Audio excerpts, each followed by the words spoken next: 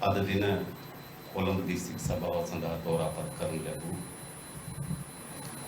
සභාපතිවරයාට කටයුතු කරන අපේ හේමක සේනානායක සෝරය ඇතුළු වේදිකාවේ ඉන්න සියලු දෙනාගේම ඒ වගේම ඉප්පෙක් නෙවෙයි කියලා කිව්වට සාමාන්‍ය ජෙප්පෙක්ටත් වඩා හොඳට අපි ගැන කියපු ජේෂ්ඨ නීතිඥ අනුස ගුණසේකර සොග්ගාගිනු සහභාගී වෙලා ඉන්න සියලු දෙනාගේම තවසර අපි හිතනවා අද විශේෂ අවස්ථාවක්. මෙතෙන් අපි විටින් විට මුණ ගැහිලා කතා බහ කරපු අය ඉන්නවා. ඒ වගේම පළවෙනි වතාවට අපි මුණ ගැහෙන බොහෝ පිරිසකුත් ඉන්නවා. ඉතින් අපි කල්පනා කරා ජාතික ජනබලවේගයේ විදියට අපිට වැඩ ගොඩක් තිබෙනවා. එකක් ජාතික වශයෙන් කොහොමද අපි ජාතික ජනබලවේග ව්‍යාපාරයක් හැටියට ගන්නේ? ප්‍රාදේශීය වශයෙන් කොහොමද අපි ජනතාවත් එක්ක සහ සම්බන්ධයත් ව්‍යාපාරයක් බවට පත් කරන්නේ? එනි තමයි අපි ජාතික වශයෙන් ජාතික ජනබලවේගයේ පෞරුෂයේ ඒ හැඩය තීරණය කිරීම සඳහා විවිධ ශාස්ත්‍රවලට නීතිඥ කණ්ඩායම්, විශ්වවිද්‍යාලාචාර්යවරුන්, පසු වෛද්‍යවරුන්, ඒ වගේම වෛද්‍යවරුන් ආදී සමාජයේ විවිධ ශාස්ත්‍ර නියෝජනය කරන කණ්ඩායම් විසින් අපි යම් බලවේගයක් ගොඩනගන්න ඕන කියලා. ඒ අනුව තමයි අපි දීර්ඝ කාලයක් සාකච්ඡාවක් තිබුණා. අපි නීතිඥ කණ්ඩායම් වල එකතුවක් අපි ගොඩනගන්න ඕන. ඒක අපි ජාතික වශයෙන් පැතුරුණු ව්‍යාපාරයක් බවට පත් කරන්න ඕන කියලා සාකච්ඡාවක් තිබුණා. මම හිතනවා අපේ හේමක සේනානායක සෝවිර ඇතුළු නීතිඥවරයන්, නීතිඥ මහතුන් ගණනාවක් පහුගිය කාලේ පුරා විවිධ සාකච්ඡා කරලා අද අපි කොළඹ දිස්ත්‍රික්කයේ සභාව හැටියට සමුළුව හැටියට ඉනි දක්වන අවස්ථාව තියෙනවා. මම හිතනවා මේ අවස්ථාව සාර්ථක කරගන්න ඒ කටයුතු කරපු සංවිධායක මඩුල්ලට, සහෝදරයන්ට, සහෝදරවරුන්ට බෙහෙන් විශ්වවිද්‍යාලන්ත වෙන තම සාර්ථක සමුළුවක් මේ අවස්ථාව අපිට පවත්වන්න හැකියාව ලැබෙන පිළිබඳ. ඒ වගේම අපි කවුරුත් දන්නවා මේක අලුත් දෙයක් නෙවෙයි. අපේ රට මේ වෙලාවේ විශාල සමාජ ඛේද වාචකයකට අපි මුහුණ දී තිබෙනවා. දීර්ඝ කාලයක් අපේ රට අනුගමනය කරලද ආර්ථික සහ දේශපාලන එකක් ආර්ථික ප්‍රතිපත්ති, දෙක දේශපාලන සංස්කෘති. ඇත්තට එකට ගත්තත් කමක් නැහැ දේශපාලන සංස්කෘති. මේ අර්බුදයේ විශාල පංගුවක් නියෝජනය කරේ අපේ රටේ මේ දේශපාලන සංස්කෘතිය. එනිසා දිගු කාලයක් ගමන් කරමින් තිබෙන දේශපාලන සංස්කෘතිය සහ මේ ආර්ථික ප්‍රතිපත්තීන් හේතු කොටගෙන අපේ රටේ විශාල අර්බුදයක් අද නිර්මාණය වෙලා තිබෙනවා. දැන් අපි කවුරු ඒ අර්බුදය අපිට දැනෙනවා. උස්සියට ගියපුවා, එහෙම නැත්නම් සෙඩ් එකට ගියපුවා, එහෙම නැත්නම් කඩේට ගියපුවා. අපි කාටත් ඔබට සමහර විට නඩුවක් අරගෙන කලින් ආපු කෙනා දැන් එනකොට දැනෙන්න පටන් ගන්න තියෙන මේ අර්බුදයේ ස්වභාවය. මම චුට්ටක් මේ අර්බුදයේ ගැඹුර ගැන ඔබට යමක් පැහැදිලි කරන්න, පොඩි පැහැදිලි කිරීමකට. අපේ අර්බුදයේ ප්‍රධාන පංගුවක් තමයි අපි කවුරුත් දන්නවා ලෝකයේ. තවදුරටත් උදකලා වෙලා නැහැ. ලෝකේ වෙළඳ පොලෙන් ගැට ගිහිලා තිබෙනවා. sannivedanayen ගැට ගිහිලා තිබෙනවා. තාක්ෂණයෙන් ගැට ගිහිලා තිබෙනවා. ඒ නිසා ලෝකයේ කිසි රටකට තවදුරටත් තනිවම උදකලාව ජීවත් වෙන්න බෑ. තනිව උදකලාව ජීවත් වීම සඳහා කවුරු හරි යෝජනා කරනවා නම් ඒක සතවර්ෂ දෙකකට වඩා ඈත අතීතයක්.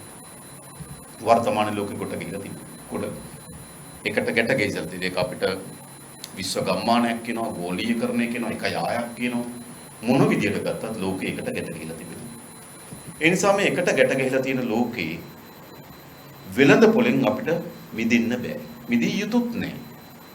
ලෝකේ අත්පත් කරගන්නා තාක්ෂණي, ලෝකේ අත්පත් කරගන්නා යහපත් නිෂ්පාදන, ලෝකේ අත්පත් කරගන්නා මහා වේගවත් නිමෙව් අපේ රට ගලාගෙන ඉන්නේ. ඒකේ වැරද්දක් නෑ. එඳ ලෝකයේ මේ වෙළඳ පොලත් එක ගැට ගිහිලා තිබෙනවා. හැබැයි වෙළඳ පොල අපි කැමතුණත් අකමැතුණත් ප්‍රධාන මුදල් ලේඛකේ තමයි ඩොලර්. ඒතර අපේ රටේ පෞද්ගලික කාලේ අපි මේ ආර්ථිකය පුපුරා ගියපු එක තැනක් තමයි අපිට අවශ්‍ය වෙන ඩොලර් ප්‍රමාණය අපි උපයා ගන්න අසමර්ථ වුණා. වසරකට අපිට අවශ්‍ය වෙන ඩොලර් ප්‍රමාණය තිබෙනවා. ඒ ඩොලර් ප්‍රමාණය අපි උපයා ගතව තිබුණා. නමුත් අපිට උපයා ගන්න අසමර්ථ වුණා.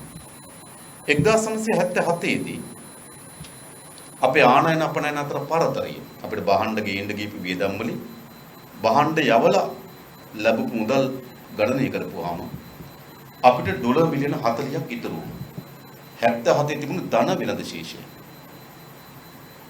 1977 දී අපේ ලෝක වෙළඳාමෙන් 200න් එකක් අපිට අයිතිව තිබුණා. 0.5. ලෝකේ ඩොලර් 200ක වෙළඳාමක් වුණා නම් අපිට ඩොලර් එකක් ගලාගෙන ආවා. හැබැයි මොකද වුනේ? ක්‍රමානුකූලව ලෝක වෙළඳ පොලේ පංගුව අපේ අඩු වෙන්න පටන් ගත්තා. 2020 වෙනකොට අපේ ලෝක වෙළඳ පොලේ අපේ පංගුව 0.05යි. ඒ කියන්නේ 2000න් එකයි. ඩොලර් 2000ක වෙළඳාමක් වුණත් අපේ ඩොලර් එකක් ගලාගෙන එනවා දෙක. හැබැයි අපිට 200න් එකක් අයිතිව තිබුණා. අපේ වෙළඳ පොල ඇකුළු වුණා. එනිසා අපේ ආනයන සහ අපනයන අතර පරතරය වර්ධනය වුණා. 2021 වසරේ බැලුවොත් ආනයන අපනයන අතර පරතරය ඩොලර් මිලියන 8100යි. අපිට බහණ්ඩ ආනයන කිරීම සඳහා ඩොලර් මිලියන 20600ක් වැය වෙලා තිබුණා.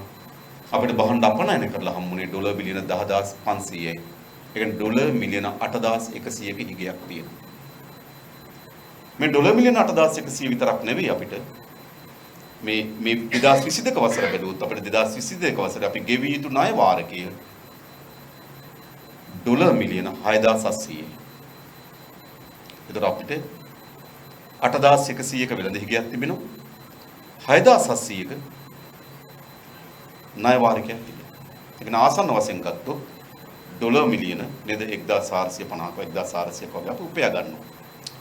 ඩොලර් බිලියන එකමාරනේ ඩොලර් බිලියන 15ක් විතර අපි උපයා ගන්න ඕන අතිරේක වශයෙන්. ඉතින් මේක අපිට 80 ඉඳන් තිබුණා. අපි මේක පියවගත්තේ අපි ණයක් ගත්තා තියෙන එකක් විකුණා ගත්තා.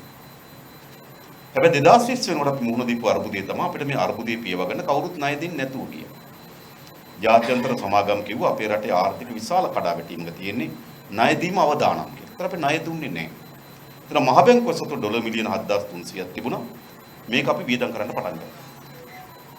මේ අවුරුද්ද ආරම්භ වෙනකොට අපිට උනේ ණය දෙන්නෙත් නැහැ, විකුණන්න කියලා ලොකු දෙයක්වත් නැහැ.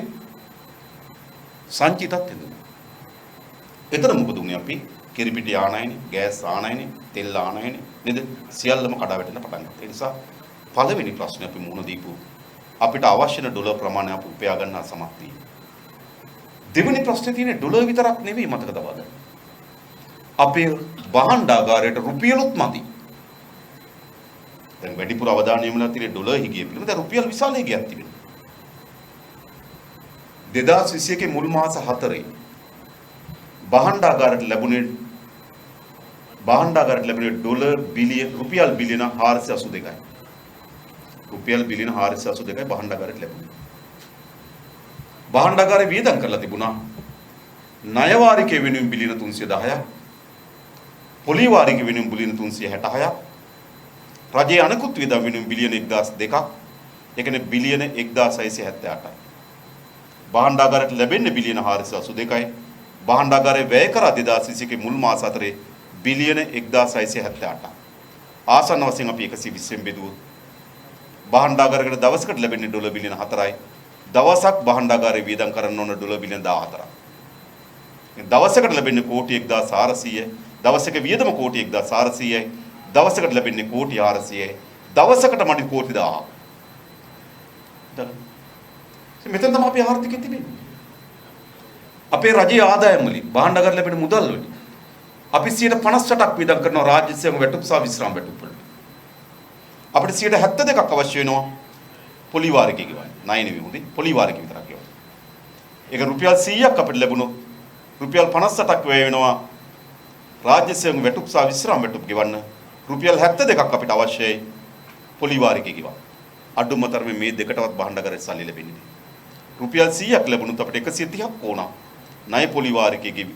ණයවල පොලි වාරිකය ගෙවීම සහ රාජ්‍ය සේවක වැටුප් සහ විශ්‍රාම වැටුප් ගෙවීම. එනිසා මෙන්න මේ අර්බුද ප්‍රධාන මතව ගොඩක් තියෙන අතර ප්‍රධාන වශයෙන් අපේ රටේ රජයට අවශ්‍ය වෙන වියදම් නැතිකම, රජයට අවශ්‍ය වෙන ඩොලර් නැතිකම, රටට අවශ්‍ය වෙන ඩොලර් නැතිකම තමයි මේ ප්‍රශ්නේ කඩාවැටෙන්න පටන් ගත්තේ. එනිසා විවිධ ලෙස කඩාවැටෙන්න පටන් ගත්තා මේ. ඊට පස්සේ අපිට අපිට කාට හරි හිතෙන්න පුළුවන් දැන් ටිකක් තෙල් තියෙනවා වගේ, ගෑස් තියෙනවා වගේ කියලා අපිට හිතන්න පුළුවන්. හැබැයි මේක සම්පූර්ණ මාර්තු මාසෙ තිබ්බටත් වඩා අර්බුදය ලොකුයි. මාර්තු මාසයේ අපි ණයත් ගෙවාගෙන තමයි තෙල් ගෙනාවේ.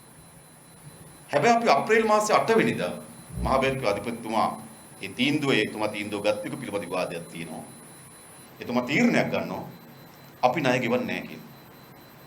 විදේශීය සමාගමද අපි ගත්තු ණය ගෙවන්නේ නැහැ. දැන් අපි ණය ගෙවන්නේ නැහැ. හරිද? පහුගිය අප්‍රේල් ඉඳන් මේ අගෝස්තු වෙනකොට ඒ මාස පහේ අපි ගෙවන්න තුන ණය මුදල් වල එකතුව ඩොලර් මිලියන 1490යි. සමාන 2490. සාමාන්‍ය මාසයකට අපිට ඩොලර් මිලියන 300ක වගේ එකක් තියෙනවා.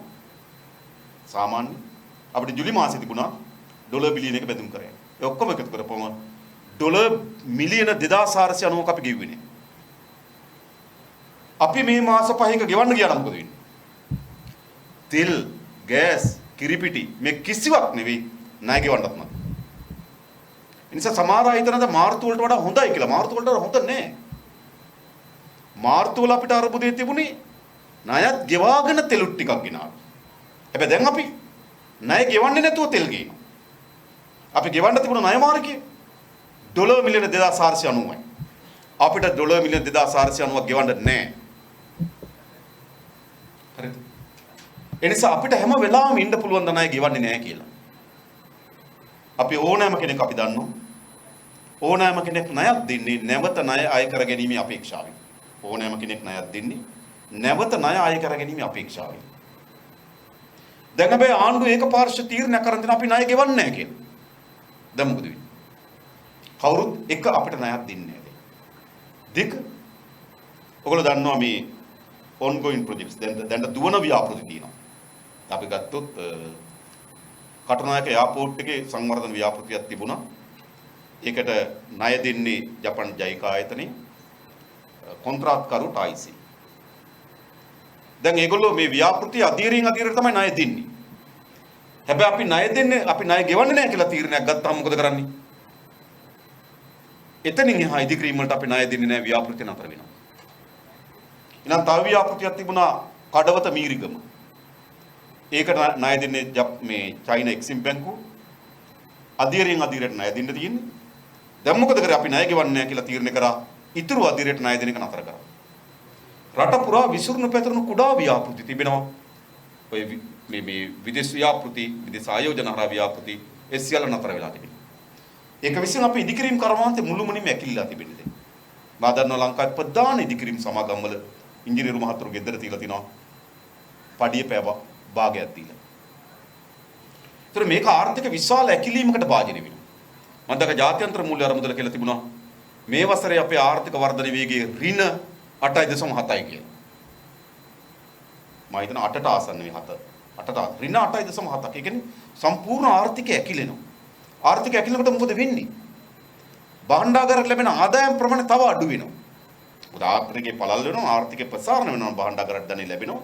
ආර්ථිකය ඇකිලෙනකොට භාණ්ඩාගාරයට තව ආදායම් මාර්ගය අඩු වෙනවා. ඒ නිසා මේක චක්‍රීය අර්බුදයකට අපි මුහුණ දීලා තිබෙනවා. එකක් එකිනෙකට ගැට ගැසී යන අර්බුදයක්. ණය ගෙවන්න බෑ. අපි ණය ගෙවිය යුතුයි. ණය ගෙවුවොත් බඩු ගේන්න විදියක් නැහැ. ණය නොගෙවුවොත් අපේ ව්‍යාපෘති ඔක්කොම නතර වෙනවා. ඉදිකිරීම කර්මාන්ත කඩා වැටෙනවා. ඒක සියල්ල පැතිරෙමිය. මේකේ භයානකම තැන තියෙන්නේ ඉදිරියේදී අපේ මූල්‍ය ශේෂ්ත්‍රයට මේ අර්බුදය ඉද කියලා. ආවොත් අවසානයේදී මම දැක්කා පහුගිය සිකුරාදා භාණ්ඩාගාර බිල්පත් යන්නේ 132 පොලියට. 132කට යන්නේ භාණ්ඩාගාර බිල්. සාමාන්‍යයෙන් අපි නේද භාණ්ඩාගාර බිල්පත් වලට වඩා 3ක් 4කින් තමයි බැංකු පොලි අනුපාතික වැඩියෙන් තිබුණා. දැන් 132කට භාණ්ඩාගාර බිල්පත් යනවා. ඕඩි එකක් බැංකු අයිරාවත් 135ට 36ට යනවා. ඒක වෙන්නේ මොකද්ද? සියලු සුළු හා මධ්‍ය පරිමාණ කර්මාන්තකරුවන් විශාල කඩාවැටීමකට මුහුණ දෙනවා. ඒ නිසා සමස්ත ආර්ථිකේ කුඩා වෙමින් ඇකිලමිය යන ගමනකට මුහුණ දෙන්නේ. ඒ නිසා මේ අර්බුදය තව තීව්‍ර වෙනවා. එහෙනම් මේ අර්බුදයට ආණ්ඩුව තෝරාගෙන තියෙන උපාය මාර්ගය මොකක්ද? එකක් ආණ්ඩුව කල්පනා කරනවා මම ඔයගොල්ලෝ දකින්න නැති නන්දලාල් මහත්මයාගේ ප්‍රකාශය ඔය පාර්ලිමේන්තුවේ කරපු පාර්ලිමේන්තු මන්ත්‍රීවරුන් කරපු ප්‍රකාශය පළවෙනි රැල්ල වගේ නෙවෙයි දෙවෙනි රැල්ල. දෙවෙනි රැල්ල පීඩාවට එරෙහිව පැන නගින රැල්ලක් බවට පත් වෙන්න පුළුවන්. ඒක මහා ලේ වැගිරීමක් දක්වා ගමන් කිරීමේ අනතුරු තියෙනවා කියලා. සරල කතාව අපේ රටේ මහ බැංකුවේ අධිපතිවරයෙක් කියන්නේ. පළවෙනි අරගලයට වඩා දෙවෙනි අරගලයේ තමන්ගේ පීඩිතභාවය පිළිබඳ ප්‍රශ්නයකට පැන නගින්නේ. ඒක ලේ වැගිරීමක් දක්වා තල්ලු වීමේ අනතුරකට මුහුණ දීනවා කියලා ඕක කියනවා. එයි ආණ්ඩුව එවැනි නැගිටීමක් මැඩපැවැත්වීම සඳහා උත්සාහ කරන්නේ සමාජය බිය කරලා. Social phobia. දැන් ආණ්ඩුවෙන් ඇවිල්ලා තියෙනවා. දැන් මම දන්නවා අපේ ප්‍රසිද්ධ අපි දන්න අය ටීවී එකේ දාන මෙන්න මෙයා හොයලා දෙන්න කියලා. අපේ වේදිකාවෙත් ඉන්නවා රැස්වීමෙත් කතා කරනවා ප්‍රෙස් කොන්ෆරන්ස් එකත් කියනවා ටීවී එකේ දානවා මෙයා අඳුරනවද? ඒතර ගියපු ඔක්කොම බලන් ඉන්නවා මගේ ෆොටෝ එකක් එයිද දන්නේ නැහැ. බිය. නැත්තම් මේ මට වඩා ඔයගොල්ලෝ දන්නවනේ මේ අත්අඩංගුවට ගන්න ඔක්කොම නේද? අධිකාරී මහේස්ත්‍රාත්තුමා ගේන පොලිස් නිලධාරියට බැනලා තමයි යපදින්නේ. ඒත් පහුවදා ගේනවනේ. කියන්නේ හරිද? එක දවසක් බැනනවා දෙක නේ එපිට පුළුවන් මං හිතන්නේ. නේද? ඉතින් බැනලා කියන. ආයෙ ගේනවා, ආයෙ බනිනවා, ආයෙ ගේනවා. එයි සමාජෙ බිය කරන්න ඕනේ. මෙයාගේ උපක්‍රමයේ වෙලා තියෙන සමාජයේ බිය ජනක තත්ත්වයකටපත් කරා. ඒ වගේම අපි දැක්කා මේ මර්ධනයේට නේද ඒගොල්ලෝ උපයෝග කරගෙන තිනවා ත්‍රස්තවාද වැළැක්වීම පනත PT එක සම්පූර්ණ වැරදි. මේ නෙගටිව් මොකද ත්‍රස්තවාදී වැළැක්වීම පනත එකට වැටෙන්නේ කොහොමද? නිසා මේ බිය කර උදකලා කරලා තනි කරලා බය කරන්න හදන්නේ මේ. බය කළා සමාජයේ භීතියට ලක් කිරීම ඒගොල්ලන්ට ඕන. මොකද වෙන්නේ එතකොට? කෙනෙක් එක්ක කතා කරන්නේ නැහැ, දුරකථනයෙන් කතා කරන්නේ නැහැ, මූව් වෙන්නේ නැහැ, රැස්වීමකට එන්නේ නැහැ, සමන් දෙන්නේ නැහැ. නිසා ඒගොල්ලෝ කල්පනා කරනවා මේක බය කරලා මට පවත්වන්න පුළුවන් කියලා. හැබැයි හරි පැහැදිලි දැන් සිද්ධ වෙලා දීදී තමයි එයා බය කරලා පාලනය කරන්න දරන උත්සාහයම තමයි එයාට පාරවල ලක්ලා තියෙන්නේ. ඒක ඇද තියෙනවත් විශේෂයි. බය කරලා සමාජයේ පාලනය කිරීම සඳහා දරන උත්සාහයම පෙරලා වුන්ට එරිවද නැගී සිටින තත්ත්වයක්පත් වෙනවා. එක උපක්‍රමයක් වුණා. දෙවෙනි උපක්‍රමයේ ඔවුන් කෙසේ හෝ උන්ගේ ත්‍රාඩ වලල්ලේ බල කඳුරු ශක්තිමත් කරගන්න ත්‍රාඩ වලල්ලක් තියෙනවා. ඒ ත්‍රාඩ වලල්ල මත තමයි උන්ගේ පැවැත්ම තියෙන්නේ පොදු ජනයා මත නෙවෙයි. එනිසා උන් කල්පනා කරන ඒ ත්‍රාඩ වලල්ල කොහොමද උන් සතුටටපත් කරන්නේ? ඒ ත්‍රාඩ වලල්ල සතුටටපත් කිරීම සඳහා තමයි දැන් අමාත්‍ය දුර මොකද රාජ්‍ය අමාත්‍යරු 37ක් ලබා දුන්නා. මම දන්න හෙට විතර තව අමාත්‍ය දුර 12ක් විතර ලබා දුන්න ව්‍යවස්ථාවේ ඇමතිවරු 30යි රාජ්‍ය ඇමතිවරු 40යි. ඉතින් ඇමතිවරු තව 13ක විතර හිගයක් තියෙනවා. රාජ්‍ය අමාත්‍යරු 3 දෙනෙක් විතර තියන් ඉන්නවා. කොහොමත් හිස් තැනක් එකක් දෙකක් තියන් ඉන්නවා. අර අරබුදයක් වෙලාවක ඒගොල්ලෝ අනිත් පැත්තෙන් කෙනෙක් කරන් ඔක්කොම අපිත් එක්ක ඉන්නවා කියලා පෙන්නන්න. හැමදාම හිස් තැනක් තියන් ඉන්න ඔක්කොම පුරවන්නේ. අර බජට් එකක් එන වෙලාවට එක්කෙනෙක් කරන් ගෙන ඔන්න ඔක්කොම අපිත් එක්ක. ඒ ඒගොල්ලෝ විශ්වාසය තබන්නේ පොදු ජනයා මත නෙවෙයි. පොදු ජනයා මේ වෙලාවේ මොකද්ද තිබුණේ? පොදු ජනතාවගේ ඉල්ලීමට හාත්පසින්ම හිට ගන්න පුළුවන් වෙන්නේ මොකක් නිසාද? ඒගොල්ලෝ තමන්ගේ බලපෑවක්ම පිළිබඳ විශ්වාස කරන්නේ කොතනද? ත්‍රාඩ බලල ශක්තිමත් කිරීම. උන්ට අමාත්‍ය දුර ලබා දීම, උන්ට නිලධාරි මණ්ඩල ලබා දීම, උන්ට ආරක්ෂාව ලබා දීම, ඔවුන් හරහා මේ පාලනය කරන්න පුළුවන් මේගොල්ලෝ විශ්වාස කරනවා. හැබැයි ඔවුන් හැමදේනම තේරුම් ගන්න ඕනකමක් තියෙනවා. මේ නැගිටීමේ ඇවිල්ලා තියෙන හුදු දේශපාලන කෝණයකින් නෙවෙයි. මේ නැගිටීමේ එමින් තියෙන්නේ ජනතාවගේ ජීවත් වීම පිළිබඳ පීඩාව පිළිබඳ ප්‍රශ්නයකින්. ඒ නිසා නීති වලින්, රෙගුලාස් වලින්, අනපනත් වලින් සමාජයේ බිය වැද්දීමෙන් මේක පාලනය කරන්න බෑ. එහෙනම් මේකට උත්තරේ තියෙන කොතනද? මොකද්ද අපි කරන්නේ? විශේෂයෙන්ම මම හිතනවා මේ ආණ්ඩුවට දැන් ජනවරමක් නැහැ. මේ ආණ්ඩුවට ජනවරමක් නැහැ මේ රට පාලනය කරන්න. විශේෂයෙන් මේ ජනාධිපතිවරයා මා නීතිඥ මහතුරු හැටියට මා නීතිය ගැන උගන්වන්න යනවනේ. නමුත් ඔබ අවධානයට ගන්න කරුණක් මම පොඩ්ඩක් ඉදිරිපත් කරන්නම්. දැන් අපේ ආණ්ඩු ක්‍රියාවස්ථාවේ මම විජේ බණ්ඩාරතුමා විනිත මම ඒක ගැන කියනකට වඩා ආණ්ඩු ක්‍රියාවස්ථාවේ 4 වෙනි වගන්තිය බලවත් වගන්තිය. සරත්දින් සිල්වා මහත්මයා දීපු තීන්දුවක් තියෙනවා. 4 වෙනි වගන්තිය කියවන්න ඕන 3 වෙනි වගන්තියද ඒකාබද්ධ කරගනිමු. අපි ඉදිරිපත් කරපු 20 වෙනි සංශෝධනයේ ජනමත විචාරණයක් ඉල්ලුවා. ඒ 20 වෙනි සංශෝධනය අපි 4 වෙනි වගන්තියට සංශෝධනය ගෙනලා තිබුණා. එදත් අධිකරණයේ නඩු ලබා දුන්නේ 4 වෙනි වගන්තිය කීවිය යුත්තේ තුන්වෙනි වගන්තියත් එක්ක සම්බන්ධයි. තුන්වෙනි වගන්තියද කියන්නේ මොකද? ජනතාවගේ පරමාධිපත්‍ය පිළිබඳව. ඒතර මේ පරමාධිපත්‍ය කොහොමද බෙදී යන්නේ? කොහොමද පරමාධිපත්‍ය ක්‍රියාත්මක වෙන්නේ කියන එක හතරවෙනි වගන්තිය පැහැදිලි කරනවා. ඒක එක තැනක පැහැදිලි කරනවා මෙහෙම. රටේ ආරක්ෂාව ඇතුළු ජනතාවගේ විධායක බලය. රටේ ආරක්ෂාව ඇතුළු ජනතාවගේ විධායක බලය ජනතාව විසින් තෝරාපත් කරන ලබන ජනරජයේ ජනාධිපතිවරයා විසින් ක්‍රියාත්මක කළ යුත්තේ. රටේ ආරක්ෂාව ඇතුළු ජනතාවගේ විධායක බලය රටේ ජනතාව විසින් තෝරාපත් කරන ලබන ජනාධිපතිවරයෙක් විසින් ඉටු කළ යුත්තේ. දැන් මෙයා රටේ ජනතාව තෝරන්නේ. මෙයා පත් වෙලා තියෙන්නේ ආණ්ඩුක්‍රම ව්‍යවස්ථාවේ 40 වෙනි වගන්තියේ තියෙනවා පුරප්පාඩුවක් ඇතුණු ජනාධිපතිවරයෙක් පත් කරගන්නේ කොහොමද? ඒ පුරප්පාඩුවක් ඇතුණු ජනාධිපතිවරයෙක් දූරේ හිස්සුනොත් කොහොමද පත් කරගන්නේ? හැබැයි එයාට බලය උපදින්නේ කොතනින්ද? එයාට බලය උපදින්නේ ජනතාවගෙන්. ජනතාව සතු පරමාධිපත්‍ය බලයේ විධායක කොටස ජනතාව විසින් තෝරාපත් කරන ලබන ජනාධිපතිවරයෙක් විසින් ඔබවන්නේ. දැන් මම ජනාධිපති තෝරගන්නේ. ජනතාව විසින් තෝරාපත් කරගන්නේ. ඒ නිසා එකක් මම හිතනවා මෙතන ඔගොල්ලෝ ප්‍රශ්න කරන්න නේද?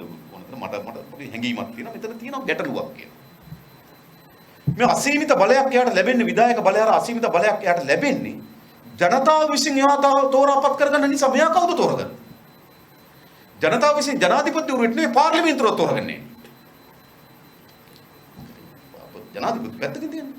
તો ජනතාව විසින් පාර්ලිමේන්තුවට විසින් තෝරාපත් කරගැනීම ප්‍රතික්ෂේප කරලාද පුද්ගලයෙක් කොහොමද ජනතාව විසින් තෝරාපත් කරන ලබන ජනාධිපතිවරයෙක් ලැබෙන විධායක බලය හොබවන්නේ කොහොමද? ටිකක් ප්‍රශ්න ගන්න කියලා මගේ ඉල්ලීමක් තියෙනවා සාකච්ඡා කරමු. දැනෙනවා එතන ප්‍රශ්නයක් තිබෙන බව. හරි. නිසා විවස්ථානුකූලව ඔහුගේ බලයේ ප්‍රශ්න වෙනවා. දෙක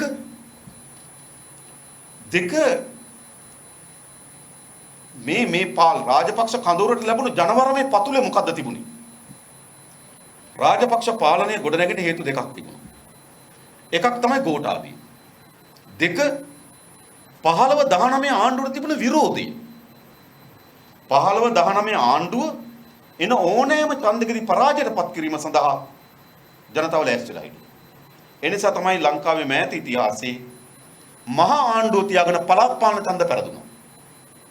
2018 මහා පළාත් පාලන මැතිවරණ පෙරදුන මහා ආණ්ඩුව එක්සත් ජාතික මේ රනිල් වික්‍රමසිංහ මහත්මයාට තියාගෙන පළාත් පාලන මැතිවරණ කොච්චර පරාදද?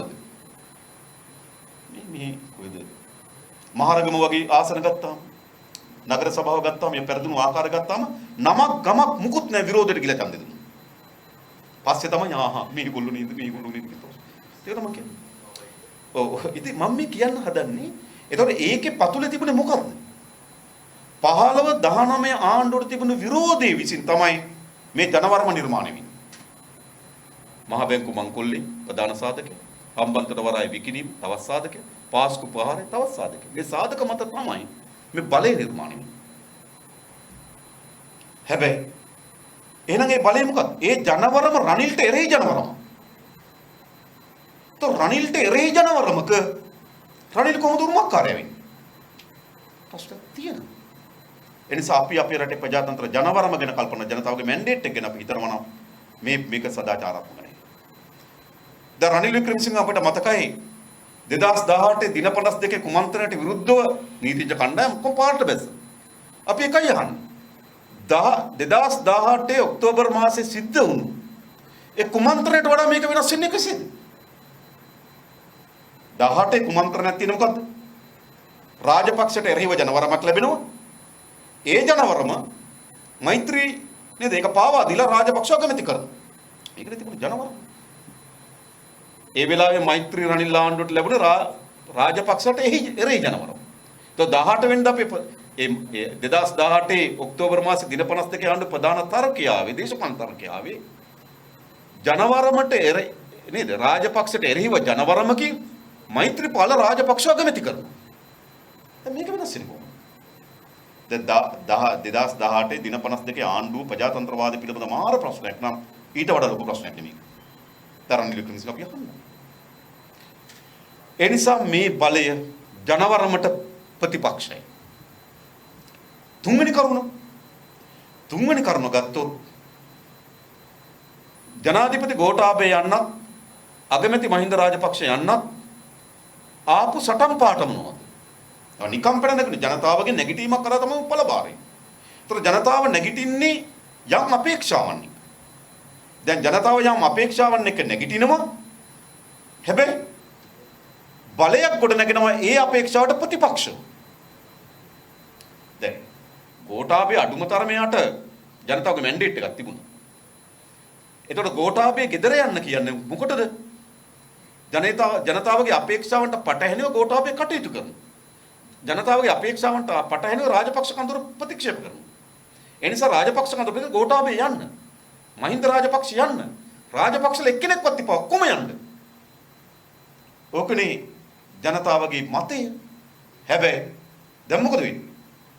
ඒ මතයට ප්‍රතිපක්ෂ ආණ්ඩුවක් ගොඩ නැගෙනවා. මම අනුස ගුණසේකර මහත්මයා කියපු එකත් එක්ක එකඟයි. මේකේ දිග පළල නේද? මොකද්ද ගියාට පස්සේ කියන්නේ ගෝඨා ගෝ හෝම් කියනවා. හැබැයි ගියාට පස්සේ ඊටමත් මාරාන්තික හිස්තන. කුමකින් වෙනවද කියලා එතනින් අහන්නේ. ඊට මාරාන්තික හිස්තන. කොච්චර මාරාන්තිකද? කොච්චර අවිනිශ්චිත හිස්තනක්ද? පාර්ලිමේන්තුවට ඉන්න බැරි කෙනෙක් ජනාධිපතිවෙන් තරම් හිස්තනක් හිතන.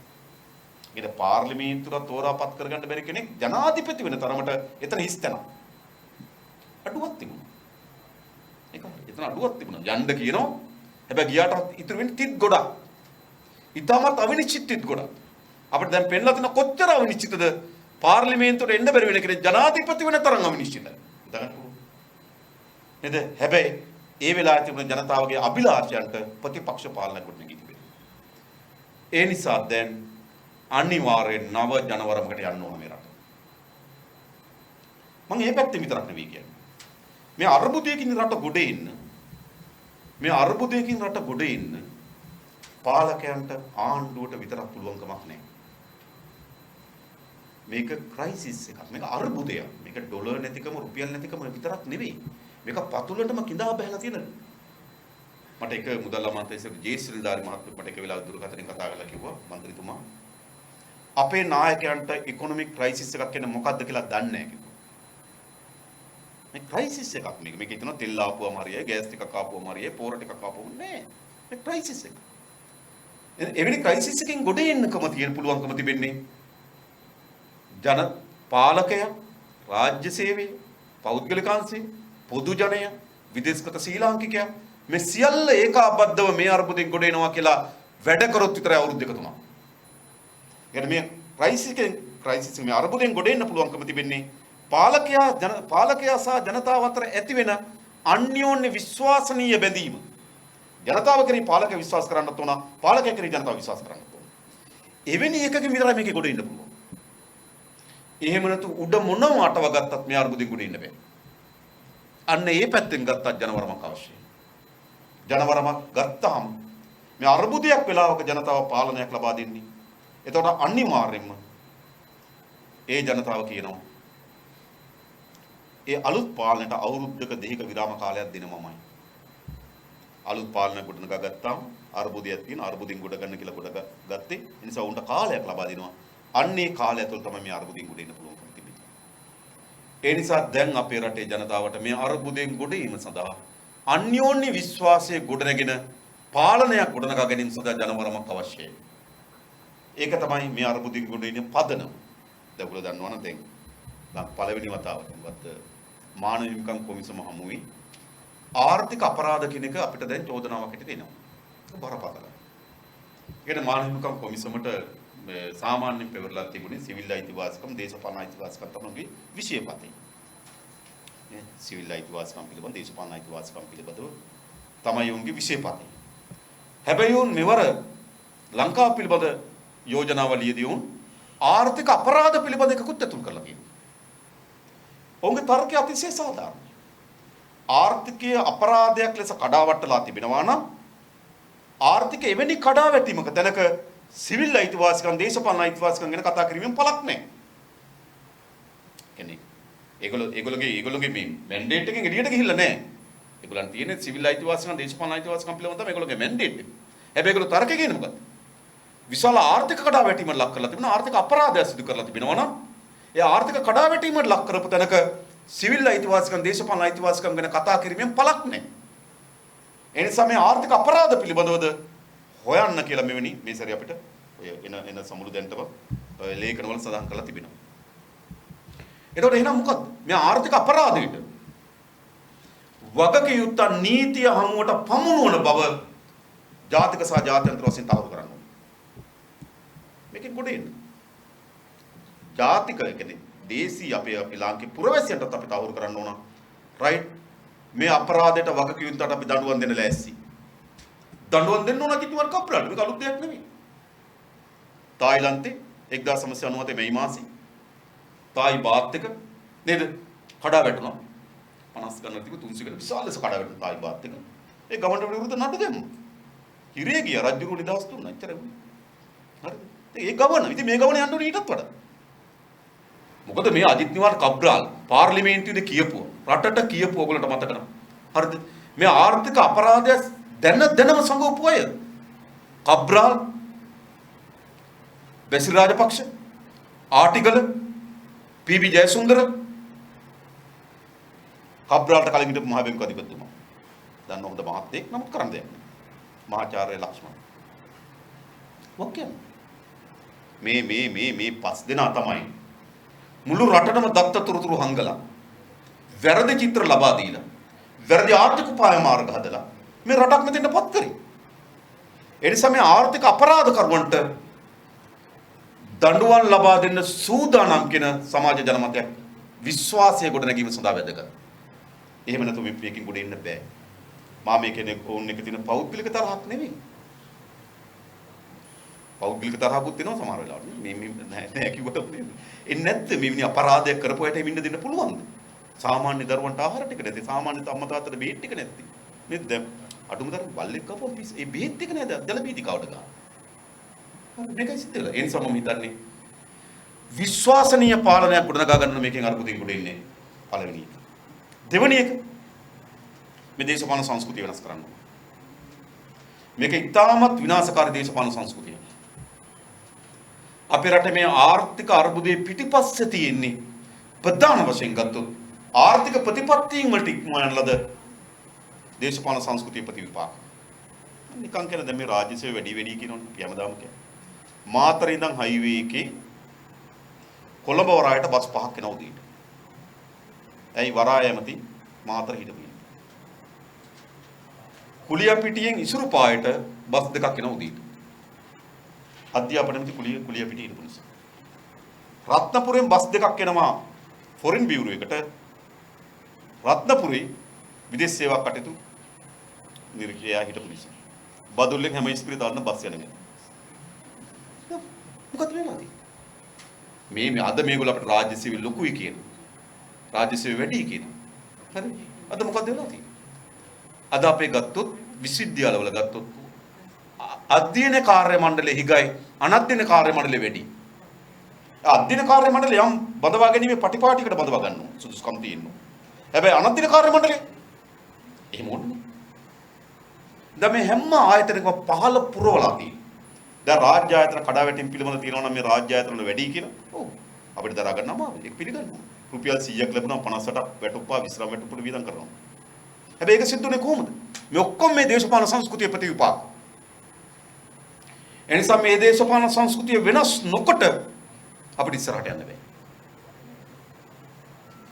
නේද? මේ රාජ්‍ය ආයතන බිඳ වැටීම, වංචාව, දූෂණය, නාස්තිය මේ සියල්ල නතර කරන්න.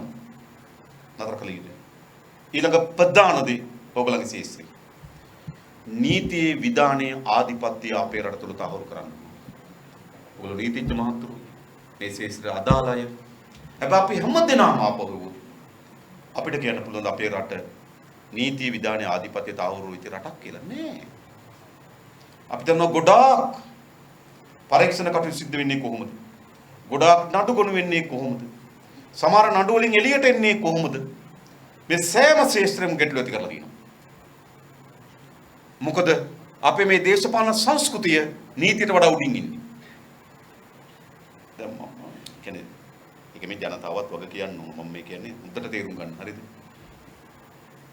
පෞගිය අගෝස්තු 2020 අගෝස්තු මාසේ 5 වෙනිදානේ මහචන්ද පහනේ මහචන්ද නේද?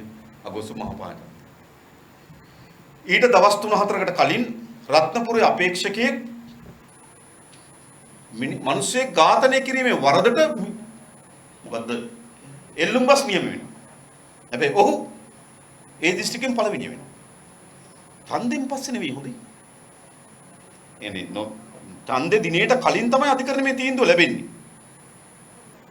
හරි. හැබැයි මොකක්ද සිද්ධ වෙන්නේ? හරි. එයා ඒ දිස්ත්‍රික්කෙන් පළවෙනි වෙලා පාර්ලිමේන්තුවට එනවා. ඊට පස්සේ එක එක ගැට ගහලා දැන් පාර්ලිමේන්තු මන්ත්‍රී නේද? මොනතරම්ද කියලා මම මතකයි. ඒ මැතිවරණ රනිල් වික්‍රමසිංහ මැතිවරණයට තමයි එයා වෙඩි කන්නේ.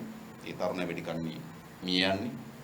හරිද? ඊට පස්සේ මම දැන් මේ ළඟදී එතුමාගේ දියණියගේ මංගල උත්සවයේ රනිල් අස්සම් කරනවා. මේ කරන්නේ මොකද්ද? මේ නීතිය නොසලකා හැරීම මේ පාලකයන් අපේ රටේ සංස්කෘතියක් හදනවා නෑ ඕන නීතියට වඩා උඩින් කියලා. අද කොහොමද නාගරික සංවර්ධන අමාත්‍ය දුරදරන් ප්‍රසන්න රණතුංග මහා අධිකරණයෙන් ඔහු වැරදි කරුවෙක් කරා. මිලියන 25ක දඩයක් ගෙවුවා. මිලියන 25ක දඩයක් ගහපුවා මෑත කාලේ තිබුණ නඩු. කෝටි දෙකමාර දඩයක් ගහපු එක. කෝටි දෙකමාරක දඩයක් ගෙවුවා. ලක්ෂ 20ක වන්දියක් තීරණය කරා. අවුරුදු 4කට ඇඟ බැන්දා.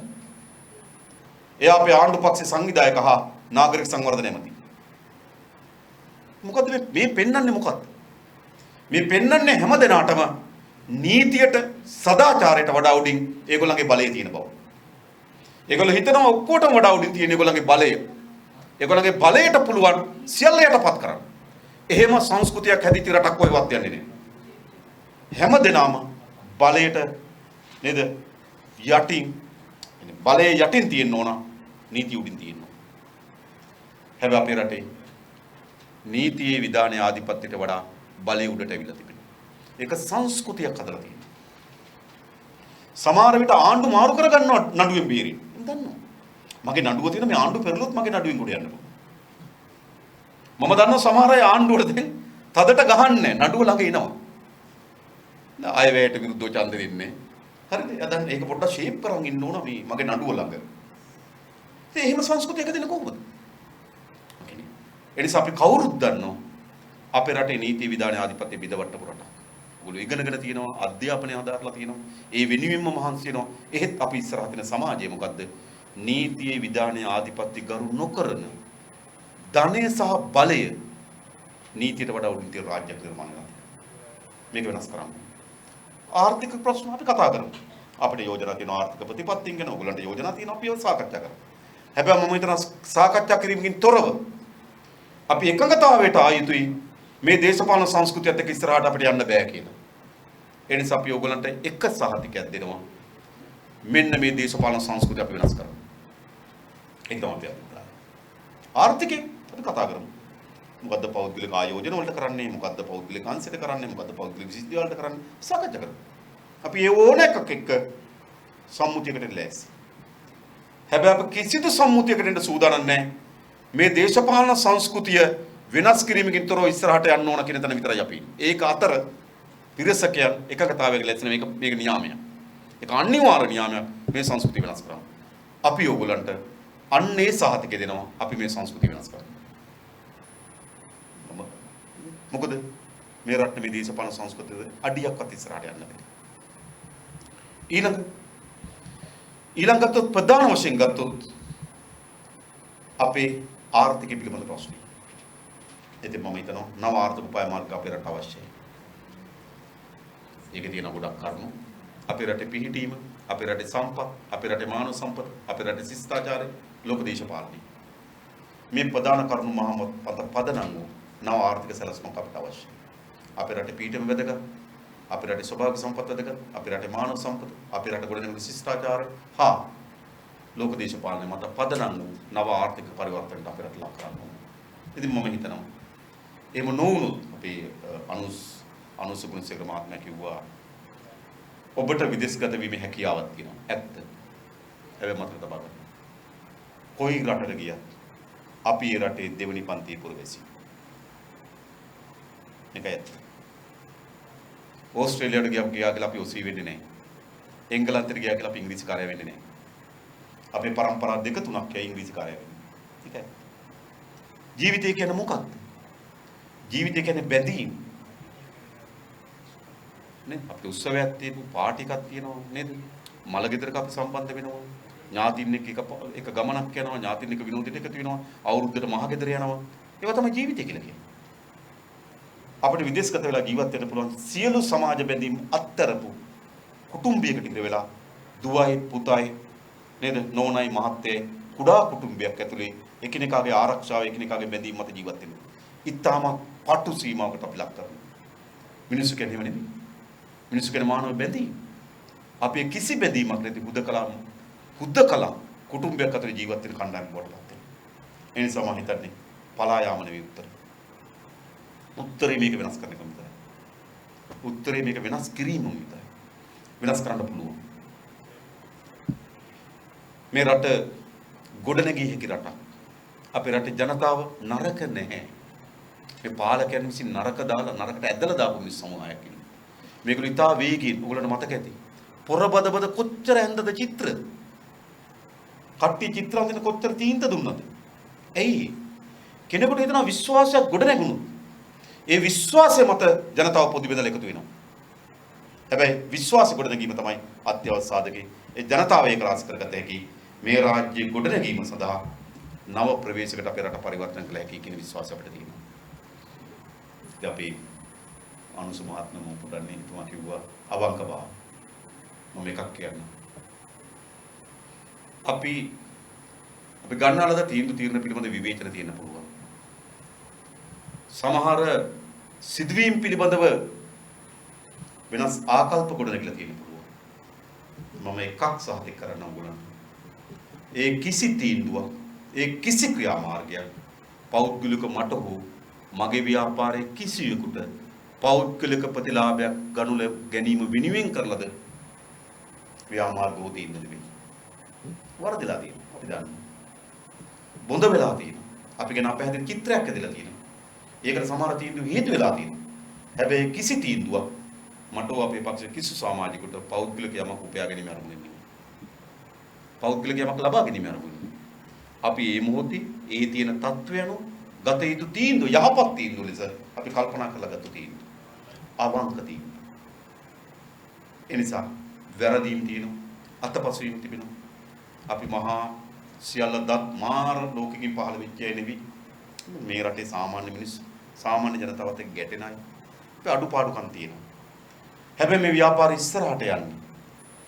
අපි ඔක්කොගේම අදහස් ඉතා හොඳින් ගැටුණොත්, ඉතා හොඳින් මූණොත්, ඒකෙන් හොඳම එක තෝරා ගන්න සමත් වුණොත් තමයි මේ ව්‍යාපාරය ඉස්සරහට යන්නේ.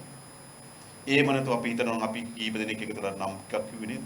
මේ කණ්ඩායමක් එකතු වෙලා එක තැනක ගුලි ගැහිලා ඒගොල්ලෝ තීන්දුව අරගෙන එහෙම වෙන්නේ නැහැ. අපි හැම කෙනාම සීමාකම් තිබෙනවා.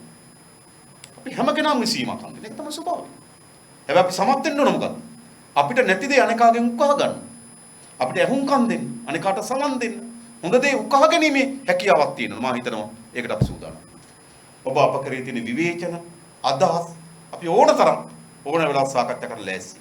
මොකද මේක මගේ හෝ අපි සහෝදරුන් අපි කිසිවෙකුගේ පෞද්ගලික කාර්යයක් නෙවෙයි. මේක අපි ඔක්කොම එකතු වෙලා කරන්න ඕන සමාජ කාර්යයක්. මේක සමාජ කාර්යයක්. අද අපිට ඕන නවපන්නේ මහජන ව්‍යාපාරයක් ඕන. පක්ෂ පාට සියලු බෙදීම් ඉවත් කරන ලද නවපන්නේ මහජන ව්‍යාපාරයක්. බලය ගන්නත් මේ රට හදන්නත් දේශපාලන ව්‍යාපාර දේශපාලන මතපන්තර ඉක්මවා යන ලද මහජන ව්‍යාපාරයක් ඕන. ඒක නවපන්නේ නිදහස් ව්‍යාපාරයක් අද අපේ රට අවශ්‍යයි. ජාතික ජන බලවේගය කියන්නේ නිදහස් ව්‍යාපාරය. පක්ෂේ අපිට ජීවිතය තියෙනවා. අපි මේ පක්ෂෙන් වුණ දේවල් ටික අපි එකකින් කරනවා. හැබැයි මේ බලය ගැනීමත් මේක ගොඩනැගීමත් කියන සාධක දෙන රඳාපවතින්නේ මහා නවපන්නේ මහජන ව්‍යාපාර. කියන්නේ සොබ්බ හැමදෙනාම මා කියන්නේ මහජන ව්‍යාපාරේ කොටස් කරවමු. මේක අපි හැමදෙනාම අපේ දී බවට පත් කරගන්න. අපි සවන් දෙන්න ලෑස්ති. අපි අහුම්කම් දෙන්න ලෑස්ති. ඔබ කියන දේ තේරුම් ගන්න ලෑස්ති. උකහා ගන්න ලෑස්ති. වැරදි නිවැරදි කරගන්න ලෑස්ති. අතපසුවීම් නේද? බාර ගන්න සූදානම්. හැබැයි මේ ඔක්කොමත් එක්ක අපි ඉස්සරහට යන්න ඕනේ. අන්නේ අභිලාෂ සහිත අපි වැඩ කරමින් ඉන්නවා. ඒ වෙනුවෙන් ඔයගොල්ලෝ සියලු දෙනාගේම මැදිහත් වීම දායකත්වයේ මම අපේක්ෂා කරනවා. ඒ වගේම දිගින් දිගට මා කියන්න ඕනේ නැහැ. මෙතනින් ඔබ ඔයගොල්ලෝ වෘත්තීමය ලෙස ගත්තොත් තම ගෞරවාන්විත ආදායම් මාර්ග සහිත වෘත්තීකව නිලලා ඉන්නවා. ඒ නිසා පෞද්ගලික ගත්තොත් හැම දිනකටම පෞද්ගලික ජීවිතයක් තිබෙනවා. යම් සුරක්ෂිත ජීවිතයක් තිබෙනවා. මේ අර්බුදය හමු වුවත් එහෙත් අපි එකිනෙකාගේ ජීවිතේ මොනතරම් සුරක්ෂිත වුණත් රට සුරක්ෂිත නැත්නම් අපේ ජීවිත පොඩි කරගෙන යන එක වළක්වන්න බෑ. නිසා රට මොනතරම් ප්‍රමාණයකට සුරක්ෂිත කරන්න පුළුවන්ද කියන සාධකය මත තමයි අපි එකිනෙකාගේ පුද්ගලික ජීවිතයේ සුරක්ෂිතභාවය ලබන්නේ. නිසා අපි හැමදෙනාම පොරබදමු සුරක්ෂිත රාජ්‍යයක් අපේ රට තුළ නිර්මාණය කරන්න. ඒ වගේම මේ අවස්ථාවේ කොළඹ දිස්ත්‍රික්කයේ අපේ NPP නීති සභාව තෝරාපත් කරන ලැබුවා. ඔවුන් සියලු දෙනා තමගේ කාර්යභාරය, තමගේ අරමුණු, තමගේ වගකීම් නිසි පරිදි ඉටු කර ගැනීම සඳහා ශක්තිය හදහිර ප්‍රාර්ථනා කරමින් මම නතර වෙනවා. බොහොම ස්තුතියි හැම දෙනාටම. ජය වේවා.